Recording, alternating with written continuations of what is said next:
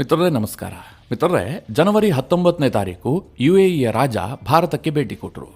ಇದು ಬಹಳ ಕಡಿಮೆ ಸಮಯದ ಭೇಟಿ. ಅವರು ಭಾರತದಲ್ಲಿದ್ದಿದ್ದು ಕೇವಲ 3 ಗಂಟೆಗಳ ಕಾಲ ಮಾತ್ರ. ಆದರೆ ಈ ಭೇಟಿಯ ಕುರಿತಾಗಿ ಭಾರೀ ಚರ್ಚೆ ಆಗ್ತಾ ಇದೆ. ಇವತ್ತು ವಿಶ್ವದ ಮಾಧ್ಯಮಗಳು ಇದನ್ನು ದೊಡ್ಡ ಮಟ್ಟದಲ್ಲಿ ಕವರ್ ಮಾಡ್ತಾ ಇದ್ದಾವೆ.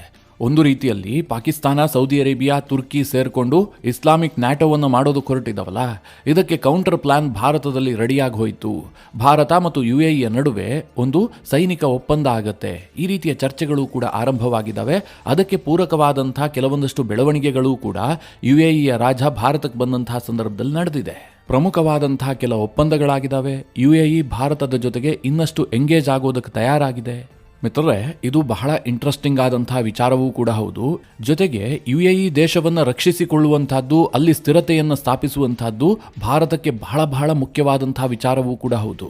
ಹಾಗಾದರೆ UAEಯ ರಾಜ ಭಾರತಕ್ಕೆ ಬಂದಂತಹ ಸಂದರ್ಭದಲ್ಲಿ ಯಾವ ಒಪ್ಪಂದಗಳಾಗಿದ್ದಾವೆ, ಇದಕ್ಕೆ ಏನು ಪ್ರಾಮುಖ್ಯತೆ ಇದೆ, ಭಾರತ ಏನಾದರೂ ಪಾಕಿಸ್ತಾನ ಮತ್ತು ಸೌದಿ ಅರೇಬಿಯಾದ ಡಿಫೆನ್ಸ್ ಪ್ಯಾಕ್ಟ್ ಏನಿದೆ ಅದಕ್ಕೆ ಕೌಂಟರ್ ಕೊಡುವಂತಹ ಇನ್ನೊಂದು ಪ್ಯಾಕ್ಟನ್ನು UAEಯ ಜೊತೆಗೆ ಮಾಡಿಕೊಳ್ಳುತ್ತಾ, ಇದೆಲ್ಲ ವಿಚಾರಗಳ ಕುರಿತಾಗಿ ಈ ವಿಡಿಯೋದಲ್ಲಿ ನಿಮಗೆ ಡೀಟೇಲ್ ಆದಂಥ ಮಾಹಿತಿಯನ್ನು ಕೊಡುವ ಪ್ರಯತ್ನ ಮಾಡ್ತೀನಿ.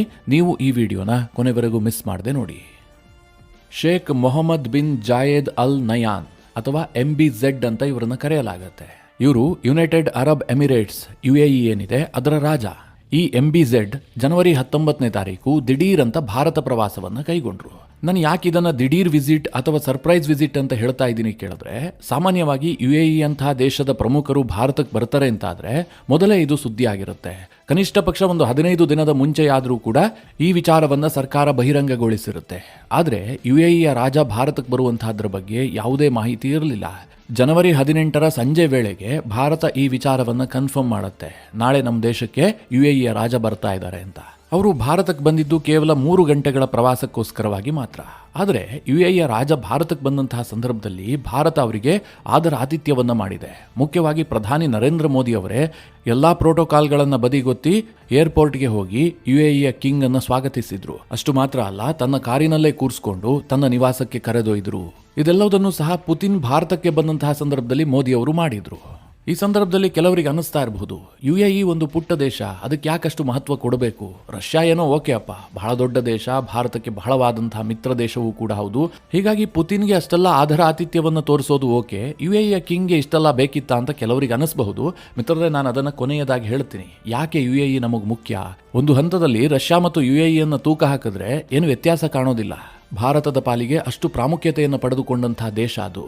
ಹೀಗಾಗಿ UAEಯ ರಾಜ ಭಾರತಕ್ಕೆ ಬಂದಂತಹ ಸಂದರ್ಭದಲ್ಲಿ ಅವರಿಗೆ ದುಬಾರಿ ಗಿಫ್ಟ್ಗಳನ್ನು ಕೂಡ ಪ್ರಧಾನಿ ನರೇಂದ್ರ ಮೋದಿ ಅವರು ಕೊಟ್ಟರು. ಒಂದು ಉಡನ್ ಜುಲಾವನ್ನ ಕೂಡ ಗಿಫ್ಟ್ ಮಾಡಿದ್ರು, ಅಂದ್ರೆ ತೂಗು ಯಾಲೆ. ಜೊತೆಗೆ ಪಶ್ಮಿನಾ ಶಾಲನ್ನ ಕೂಡ UAEಯ ಕಿಂಗ್ಗೆ ಪ್ರಧಾನಿ ನರೇಂದ್ರ ಮೋದಿ ಅವರು ಕೊಟ್ಟರು. ಇಲ್ಲಿ ಪ್ರಧಾನಿ ನರೇಂದ್ರ ಮೋದಿ ಅವರು UAEಯ ಕಿಂಗ್ ಅನ್ನು ಸ್ವಾಗತಿಸಿದ್ದು, ಅವರಿಗೆ ಕೊಟ್ಟಂತಹ ಗಿಫ್ಟ್, ಇದೆಲ್ಲವೂ ಕೂಡ ಭಾರತಕ್ಕೆ UAE ಎಷ್ಟು ಮುಖ್ಯವಾದಂತಹ ದೇಶ ಅನ್ನೋದನ್ನು ತೋರಿಸುತ್ತೆ ಅಷ್ಟೇ. ಇನ್ನು MBZ ಮತ್ತು ಪ್ರಧಾನಿ ನರೇಂದ್ರ ಮೋದಿ ಅವರ ಭೇಟಿ ಆದ ಬಳಿಕ ಭಾರತದ ವಿದೇಶಾಂಗ ಇಲಾಖೆಯ ಮುಖ್ಯ ಕಾರ್ಯದರ್ಶಿ ವಿಕ್ರಮ್ ಮಿಸ್ತ್ರಿ ಈ ಬಗ್ಗೆ ಹೇಳಿಕೆಯನ್ನು ಕೂಡ ಕೊಟ್ಟರು. ಎರಡೂ ದೇಶಗಳ ನಡುವೆ ಏನೇನು ಚರ್ಚೆ ಆಗಿದೆ, ಯಾವ ನಿರ್ಧಾರಕ್ಕೆ ಬರಲಾಗಿದೆ, ಇದೆಲ್ಲದರ ಬಗ್ಗೆ ಬಹಿರಂಗವಾಗಿ ಮಾಹಿತಿಯನ್ನು ಕೊಟ್ಟರು. ಅದರಲ್ಲಿ ವಿಕ್ರಮ್ ಮಿಸ್ತ್ರಿ ಅವರು ಹೇಳದಂತಹ 2 ವಾಕ್ಯಗಳಿದಾವಲ್ಲ, ಇದು ಇವತ್ತು ಜಾಗತಿಕವಾಗಿ ಸದ್ದು ಮಾಡ್ತಾ ಇದೆ. ಮೊದಲನೇದಾಗಿ ಏನು ಕೇಳಿದ್ರೆ, ಭಾರತದ ಪ್ರಧಾನಿ ನರೇಂದ್ರ ಮೋದಿ ಮತ್ತು MBZ ನಡುವೆ ಪಶ್ಚಿಮ ಏಷ್ಯಾದ ಶಾಂತಿ ಮತ್ತು ಸ್ಥಿರತೆಯ ಬಗ್ಗೆ ಚರ್ಚೆ ಆಯಿತು. ಜೊತೆಗೆ ಉಗ್ರವಾದ ಮತ್ತು ಅದನ್ನು ಬೆಂಬಲಿಸುವಂತವರ ವಿರುದ್ಧ ಎರಡೂ ದೇಶಗಳು ಒಟ್ಟಾಗಿರುವಂತಹ ನಿರ್ಧಾರವನ್ನ ಮಾಡಿದ್ವು. ಅಂದ್ರೆ ಪಾಕಿಸ್ತಾನದ ವಿಚಾರವೂ ಕೂಡ ಚರ್ಚೆ ಆಗಿದೆ ಎನ್ನುವಂಥದ್ದು ಬಹಳ ಮುಖ್ಯವಾಗುತ್ತೆ. ಇದು ಯಾಕೆ ಅಂತ ನಿಮಗೆ ನಂತರ ಗೊತ್ತಾಗುತ್ತೆ. ಪಾಕಿಸ್ತಾನದ ಉಗ್ರವಾದದ ವಿಚಾರವನ್ನ UAE ಮತ್ತು ಭಾರತದ ಮೀಟಿಂಗ್ನಲ್ಲಿ ಯಾಕೆ ಚರ್ಚೆಯ ವಿಷಯವನ್ನ ಮಾಡಲಾಯಿತು ಅಂತ. ಹಾಗೆ ಈ ಮೀಟಿಂಗ್ನಲ್ಲಿ ಎರಡನೆಯದಾಗಿ ಕೈಗೊಂಡಂತಹ ಅತಿ ದೊಡ್ಡ ಅಂಶ ಏನು ಕೇಳಿದ್ರೆ, ಆದಷ್ಟು ಶೀಘ್ರದಲ್ಲಿ ಸ್ಟ್ರಾಟಜಿಕ್ ಡಿಫೆನ್ಸ್ ಅಗ್ರಿಮೆಂಟ್ಗೆ ಎರಡೂ ದೇಶಗಳು ಸಹಿ ಹಾಕ್ತವೆ. ಇದನ್ನ ಸ್ವತಃ ಭಾರತದ ವಿದೇಶಾಂಗ ಇಲಾಖೆಯ ಕಾರ್ಯದರ್ಶಿ ವಿಕ್ರಮ್ ಮಿಸ್ತ್ರಿ ಘೋಷಣೆ ಮಾಡ್ತಾರೆ. ಅಂದ್ರೆ ಭಾರತ ಮತ್ತು UAEಯ ನಡುವೆ ವ್ಯೂಹಾತ್ಮಕವಾದಂತಹ ಒಂದು ರಕ್ಷಣಾ ಒಪ್ಪಂದ ಆಗತ್ತೆ. ಅದರ ಸ್ವರೂಪದ ಬಗ್ಗೆ ಭಾರತ ಆಗಲಿ UAE ಆಗಲಿ ಏನೂ ಹೇಳಿಕೆಯನ್ನು ಕೊಟ್ಟಿಲ್ಲ. ಅದು ಯಾವ ಸ್ವರೂಪದಲ್ಲಿರುತ್ತೆ, ಪಾಕಿಸ್ತಾನ ಮತ್ತು ಸೌದಿ ಅರೇಬಿಯಾದ ನಡುವೆ ಆಗಿದೆಯಲ್ಲ ಡಿಫೆನ್ಸ್ ಪ್ಯಾಕ್ಟ್, ಅದೇ ರೂಪದಲ್ಲಿರುತ್ತಾ, ಅದಕ್ಕಿಂತ ಭಿನ್ನವಾಗಿರುತ್ತಾ, ಭಾರತ ಯಾವ ಮಟ್ಟದಲ್ಲಿ UAEಯ ರಕ್ಷಣೆಯಲ್ಲಿ ಇನ್ವಾಲ್ವ್ ಆಗುತ್ತೆ, ಇದು ಯಾವುದರ ಬಗ್ಗೆ ಸ್ಪಷ್ಟತೆ ಇಲ್ಲ. ಆದರೆ ಮೋದಿ ಮತ್ತು MBZ ಮಾತುಕತೆಯ ನಡುವೆ ಈ ವಿಚಾರ ಚರ್ಚೆ ಆಗಿದೆ, ಫೈನಲ್ ಕೂಡ ಆಗಿದೆ. ಆದಷ್ಟು ಶೀಘ್ರದಲ್ಲಿ ಎರಡೂ ದೇಶಗಳು ಈ ಡಿಫೆನ್ಸ್ ಅಗ್ರಿಮೆಂಟ್ಗೆ ಸಹಿ ಹಾಕ್ತವೆ ಎನ್ನುವಂಥದ್ದನ್ನು ಬಹಿರಂಗಗೊಳಿಸಲಾಗಿದೆ. ಇದರ ಜೊತೆಗೆ ಎನರ್ಜಿ ಸೆಕ್ಟರ್ನಲ್ಲಿ ಲಾಂಗ್ ಟರ್ಮ್ ಅಗ್ರಿಮೆಂಟ್ಗಳನ್ನು ಮಾಡಿಕೊಳ್ಳೋದಕ್ಕೆ ಎರಡೂ ದೇಶಗಳು ನಿರ್ಧಾರ ಮಾಡಿದವೆ. ಭಾರತ ಈಗಾಗಲೇ ಬಹಳ ದೊಡ್ಡ ಪ್ರಮಾಣದಲ್ಲಿ LNG, LPGಯನ್ನೆಲ್ಲ UAEಯಿಂದ ಖರೀದಿ ಮಾಡ್ತಾ ಇದೆ. ಇದನ್ನ ಇನ್ನಷ್ಟು ಜಾಸ್ತಿ ಮಾಡೋದರ ಜೊತೆಗೆ ಲಾಂಗ್ ಟರ್ಮ್ ಅಗ್ರಿಮೆಂಟ್ಗಳನ್ನು ಮಾಡಿಕೊಳ್ಳೋದಕ್ಕೆ ಎರಡೂ ದೇಶದ ನಾಯಕರು ನಿರ್ಧಾರ ಮಾಡಿದ್ದಾರೆ ಅನ್ನೋದನ್ನ ಭಾರತ ಸರ್ಕಾರ ಘೋಷಣೆ ಮಾಡಿದೆ. ಇದರ ಜೊತೆಗೆ ಸ್ಪೇಸ್ ಸೆಕ್ಟರ್ನಲ್ಲೂ ಕೂಡ ಕೈ ಜೋಡಿಸೋದಕ್ಕೆ UAE ಮುಂದೆ ಬಂದಿದೆ. ಭಾರತದ ಇಸ್ರೋ ಮತ್ತು UAEಯ ನಡುವೆ ಜಾಯಿಂಟ್ ಸ್ಯಾಟಲೈಟ್ ಬಿಲ್ಡಿಂಗ್ ಪ್ರೋಗ್ರಾಮ್ ಆಗುತ್ತೆ. ಹಾಗೆ ಈ ಎರಡೂ ದೇಶಗಳ ನಡುವೆ ಜಾಯಿಂಟ್ ಸ್ಪೇಸ್ ಟ್ರೈನಿಂಗ್ ಸೆಂಟರ್ ಅನ್ನು ಆರಂಭ ಮಾಡೋದಕ್ಕೂ ಕೂಡ ನಿರ್ಧಾರ ಮಾಡಲಾಗಿದೆ. MBZ ಭಾರತಕ್ಕೆ ಕೇವಲ 3 ಗಂಟೆಗಳ ಪ್ರವಾಸವನ್ನು ಕೈಗೊಂಡಿದ್ರೂ ಕೂಡ ಬಹಳ ದೊಡ್ಡ ನಿರ್ಧಾರಗಳನ್ನು ಕೈಗೊಳ್ಳಲಾಗಿದೆ. ಭಾರತ ಮತ್ತು UAEಯ ಸಂಬಂಧವನ್ನು ಇನ್ನಷ್ಟು ಸ್ಟ್ರೆಂಥನ್ಗೊಳಿಸೋದಕ್ಕೆ ಎಲ್ಲ ರೀತಿಯಲ್ಲೂ ಕೂಡ ಒಪ್ಪಂದವನ್ನು ಮಾಡಿಕೊಳ್ಳೋದಕ್ಕೆ UAEಯ ಸರ್ಕಾರ ನಿರ್ಧಾರ ಮಾಡಿದೆ.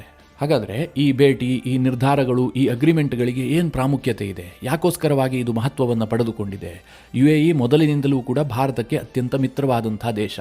ಈಗ ಯಾಕೆ ಇದಕ್ಕೆ ನಾವು ಅಷ್ಟೊಂದು ಮಹತ್ವ ಕೊಡಬೇಕು ಕೇಳಿದ್ರೆ ಮುಖ್ಯವಾಗಿ 4 ಅಂಶಗಳಿದ್ದಾವೆ.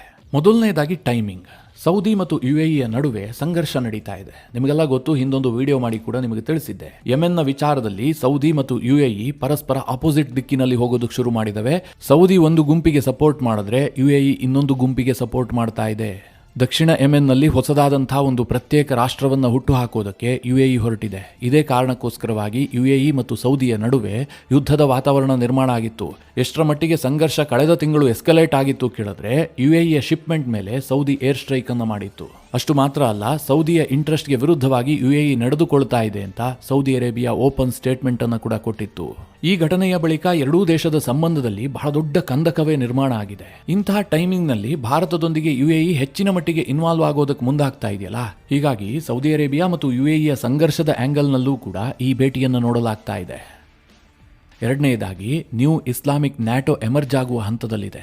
ನಿಮಗೆಲ್ಲ ಗೊತ್ತೇ ಇದೆ, ಕಳೆದ ವರ್ಷದ ಸೆಪ್ಟೆಂಬರ್ ತಿಂಗಳಿನಲ್ಲಿ ಪಾಕಿಸ್ತಾನ ಮತ್ತು ಸೌದಿ ಅರೇಬಿಯಾದ ನಡುವೆ ಒಂದು ಡಿಫೆನ್ಸ್ ಪ್ಯಾಕ್ಟ್ ಆಗಿತ್ತು. ಈಗ ಅದನ್ನು ಇನ್ನಷ್ಟು ಎಕ್ಸ್ಟೆಂಡ್ ಮಾಡೋದಕ್ಕೆ ಸೌದಿ ಅರೇಬಿಯಾ ನಿರ್ಧಾರ ಮಾಡಿದೆ. ತುರ್ಕಿಯೂ ಕೂಡ ಅದನ್ನು ಸೇರ್ಕೊಳ್ಳೋದಕ್ಕೆ ಯೋಚನೆ ಮಾಡ್ತಾ ಇದೆ. ಆ ರೀತಿಯ ಮಾತುಕತೆಗಳು ನಡೀತಾ ಇದ್ದಾವೆ.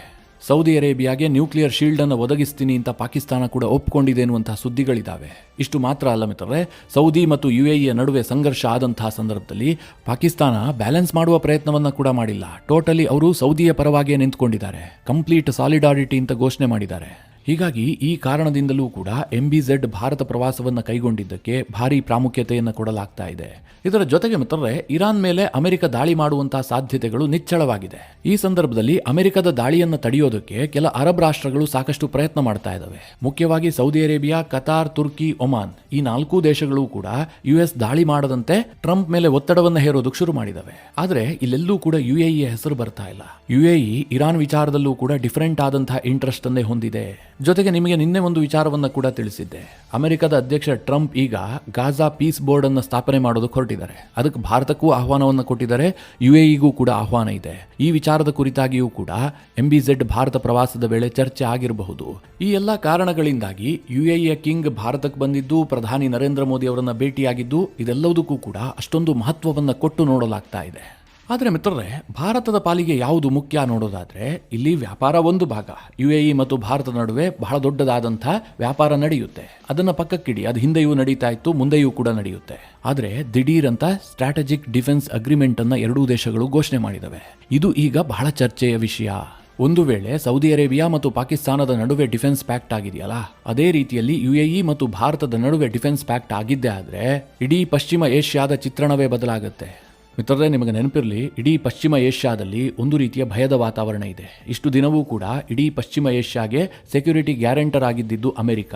ಆದ್ರೆ ಈಗ ಅಮೆರಿಕ ಹಂತ ಹಂತವಾಗಿ ಅದನ್ನು ಕೈ ಬಿಡ್ತಾ ಇದೆ. ಟ್ರಂಪ್ ಅವರ ಕಾಲಾವಧಿಯಲ್ಲಂತೂ ನಮಗೆ ಆ ಉಸಾಬರಿ ಯಾಕೆ ಬೇಕು ಹೀಗಂತ ಯೋಚನೆ ಮಾಡೋದಕ್ಕೆ ಶುರು ಮಾಡಿದ್ದಾರೆ. ಇದೇ ಕಾರಣದಿಂದಾಗಿ ಪಶ್ಚಿಮ ಏಷ್ಯಾದ ದೇಶಗಳು ಹೊಸ ಆಲ್ಟರ್ನೇಟಿವ್ಗಳನ್ನು ಹುಡುಕೊಳ್ಳೋದಕ್ಕೆ ಶುರು ಮಾಡಿದವೆ. ಸೌದಿ ಅರೇಬಿಯಾ ಪಾಕಿಸ್ತಾನವನ್ನು ತಂದು ಇನ್ವಾಲ್ವ್ ಮಾಡ್ಕೊಳ್ತಾ ಇದೆ. ಇದು ಬೇರೆ ಬೇರೆ ದೇಶಗಳಿಗೆ ಆತಂಕವನ್ನು ಹುಟ್ಟಿಸ್ತಾ ಇದೆ. ಅದರಲ್ಲೂ ಮುಖ್ಯವಾಗಿ UAEಯ ಭದ್ರತೆಗೆ ಇದು ಆಪತ್ತನ್ನು ತಂದಿಟ್ಟಿದೆ. ಸದ್ಯ UAEಗಿರುವಂತಹದ್ದು ಎರಡೇ ಆಪ್ಷನ್. ಒಂದು, ಅಮೆರಿಕ ಕಡೆಗೆ ಹೋಗಬೇಕು. ಅಮೆರಿಕವನ್ನ ಪೂರ್ಣವಾಗಿ ನಂಬುವಂತಹ ಸ್ಥಿತಿ ಈಗಂತೂ ಇಲ್ಲ. ಯಾಕೆಂದ್ರೆ ಟ್ರಂಪ್ ಅವರು ಏನ್ ನಿರ್ಧಾರ ಮಾಡ್ತಾರೆ, ಯಾವ ಕೈ ಬಿಡ್ತಾರೆ ಹೇಳೋದಕ್ಕೆ ಸಾಧ್ಯ ಇಲ್ಲ. ಹೀಗಾಗಿ UAEಗಿರುವಂತಹ ಬೆಟರ್ ಇನ್ನೊಂದು ಆಪ್ಷನ್ ಯಾವುದು ಕೇಳಿದ್ರೆ ಅದು ಭಾರತ. ಇದೇ ಕಾರಣದಿಂದ UAE ಭಾರತದೊಂದಿಗೆ ಸ್ಟ್ರಾಟಜಿಕ್ ಡಿಫೆನ್ಸ್ ಅಗ್ರಿಮೆಂಟ್ ಅನ್ನು ಮಾಡಿಕೊಳ್ಳೋದಕ್ಕೆ ಮುಂದಾಗಿದೆ. ಆದಷ್ಟು ಶೀಘ್ರದಲ್ಲಿ ಎರಡೂ ದೇಶಗಳು ಇದಕ್ಕೆ ಸಹಿ ಹಾಕ್ತವೆ. ಮಿತ್ರರೇ, ಇದರ ಕಂಪ್ಲೀಟ್ ಡೀಟೇಲ್ಸ್ ಅನ್ನ ಭಾರತವಾಗಲಿ UAE ಆಗಲಿ ಕೊಟ್ಟಿಲ್ಲ. ಯಾವಾಗ ಆ ಅಗ್ರಿಮೆಂಟ್ಗೆ ಸಹಿ ಆಗತ್ತೆ ಆಗ ಅದರ ಕಂಪ್ಲೀಟ್ ಸ್ವರೂಪ ಇಡೀ ಜಗತ್ತಿಗೆ ಗೊತ್ತಾಗುತ್ತೆ.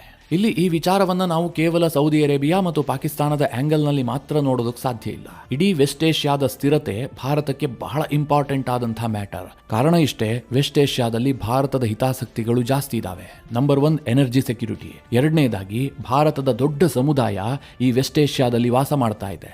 ಅದು ಕತರ್ ಇರಬಹುದು, ಒಮಾನ್ ಇರಬಹುದು, ಕುವೈತ್ ಇರಬಹುದು, ಅಥವಾ ಸೌದಿ ಅರೇಬಿಯಾ UAE ಇರಬಹುದು. ಇಲ್ಲೇನಾದ್ರೂ ಅಸ್ಥಿರತೆ ಉಂಟಾಗಿದ್ದೇ ಆದ್ರೆ ಅದರ ನೇರ ಪರಿಣಾಮ ಭಾರತದ ಮೇಲಾಗುತ್ತೆ, ಭಾರತದ ಎಕಾನಮಿಯ ಮೇಲಾಗುತ್ತೆ. ಇವತ್ತು ಮಿತ್ರರೇ, ಕೇವಲ ಗಲ್ಫ್ ಕಂಟ್ರೀಸ್ನಲ್ಲಿ ಭಾರತದ 90 ಲಕ್ಷ ಮಂದಿ ವಾಸ ಮಾಡ್ತಾ ಇದ್ದಾರೆ. ಅವರೆಲ್ಲರೂ ಸಹ ತಮ್ಮ ಬದುಕನ್ನ ಅಲ್ಲೇ ಕಟ್ಟಿಕೊಂಡಿದ್ದಾರೆ. ಅದರಲ್ಲೂ ಈ UAE ಒಂದೇ ದೇಶದಲ್ಲೇ 45 ಲಕ್ಷ ಭಾರತೀಯರು ವಾಸ ಮಾಡ್ತಾ ಇದ್ದಾರೆ. UAEಯ ಒಟ್ಟು ಜನಸಂಖ್ಯೆ ಇರುವಂತಹದ್ದೇ 1,10,00,000. ಅದರಲ್ಲಿ 38% ಭಾರತೀಯರೇ ಇರುವಂತಹದ್ದು. ಈ ಕಾರಣದಿಂದಾಗಿ UAEಯ ಸ್ಟೆಬಿಲಿಟಿ ಮತ್ತು ಸ್ಥಿರತೆ ಜೊತೆಗೆ ಅದರ ಭದ್ರತೆ ಭಾರತಕ್ಕೆ ಬಹಳ ಇಂಪಾರ್ಟೆಂಟ್ ಆದಂತಹ ಮ್ಯಾಟರ್ ಆಗುತ್ತೆ. ಇದಿಷ್ಟು ಮಾತ್ರ ಅಲ್ಲ, ಇವತ್ತು ಭಾರತ UAE ದೇಶದ ಜೊತೆಗೆ ವಾರ್ಷಿಕವಾಗಿ $100 ಬಿಲಿಯನ್ ಮೊತ್ತದ ವ್ಯಾಪಾರವನ್ನು ಹೊಂದಿದೆ. ಭಾರತದ ಟ್ರೇಡಿಂಗ್ ಪಾರ್ಟ್ನರ್ ಅನ್ನ ಪಟ್ಟಿ ಮಾಡಿದ್ರೆ ಅದರಲ್ಲಿ UAEಗೆ 3ನೇ ಸ್ಥಾನ ಇದೆ. ಭಾರತ UAEಗೆ ವಾರ್ಷಿಕವಾಗಿ $36.7 ಬಿಲಿಯನ್ ಮೊತ್ತದ ವಸ್ತುಗಳನ್ನು ಎಕ್ಸ್ಪೋರ್ಟ್ ಮಾಡಿದ್ರೆ, ಹಾಗೆ UAEಯಿಂದ ಭಾರತಕ್ಕೆ $63.4 ಬಿಲಿಯನ್ ಮೊತ್ತದ ವಸ್ತುಗಳನ್ನು ಇಂಪೋರ್ಟ್ ಮಾಡಿಕೊಳ್ಳುತ್ತೆ. ಈ ವ್ಯಾಪಾರವನ್ನು 2032ರ ವೇಳೆಗೆ $200 ಬಿಲಿಯನ್ ತೆಗೆದುಕೊಂಡು ಹೋಗಬೇಕು ಅಂತ ಎರಡೂ ದೇಶಗಳು ತೀರ್ಮಾನ ಮಾಡಿದವೆ. ಇಂತಹ ಪರಿಸ್ಥಿತಿಯಲ್ಲಿ ಪಾಕಿಸ್ತಾನದ ಇನ್ವಾಲ್ವ್ಮೆಂಟ್ ಈ ರೀಜನ್ನಲ್ಲಿ ಹೆಚ್ಚಾಗ್ತಾ ಇರುವಂತದ್ದು ಭಾರತಕ್ಕೆ ದೊಡ್ಡ ತಲೆಬಿಸಿಯನ್ನಂತೂ ತಂದಿಟ್ಟಿತ್ತು. ಇದೇ ಕಾರಣದಿಂದ ಜಾಯಿಂಟ್ ಸ್ಟ್ರಾಟಜಿಕ್ ಡಿಫೆನ್ಸ್ ಅಗ್ರಿಮೆಂಟ್ ಅನ್ನ UAEಯ ಜೊತೆಗೆ ಭಾರತ ಮಾಡಿಕೊಳ್ಳೋದಕ್ಕೆ ತೀರ್ಮಾನ ಮಾಡಿದೆ.